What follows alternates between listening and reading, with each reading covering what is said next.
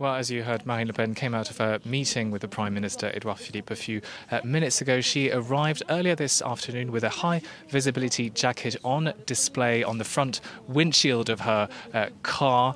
She came out of a meeting with Édouard Philippe with some very critical words, some very strong words for the government. She says that the government's response to the ongoing crisis is not a response. She accused the government of allowing the situation to descend into chaos, descend into violence. She's actually even accused the government of inciting violence and hatred in the country by refusing to understand and to listen to the demands of the Yellow Vest protesters. She made several proposals to diffuse the situation. She's called on the government to lower taxes, raise wages, as well as scrap fuel taxes, of course, which is the measure which has sparked all these protests. She did not reiterate, though, her call to dissolve Parliament and call for snap elections, but those were definitely some very strong words we heard from Marine Le Pen.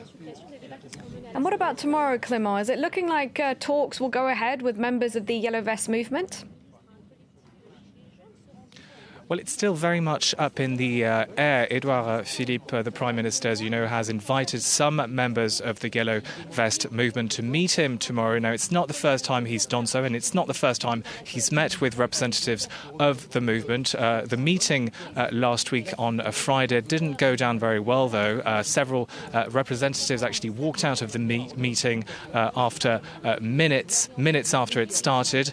Tomorrow's meeting could be just as tense, but will it even happen? That's, of course, the big question mark. We spoke to one of those representatives on the phone earlier this afternoon, and he said that he would probably not come to the meeting. He says that several representatives of the movement have been receiving death threats from other members of the movement, more radical members of the Yellow Vest movement. He also says he doesn't want to be treated as puppets by the government. He doesn't want the government to impose its decisions on the people. He wants the government to listen to their demands. They say that tomorrow's meeting is too little too late, so it's more than likely that it will not happen. All right, thank you.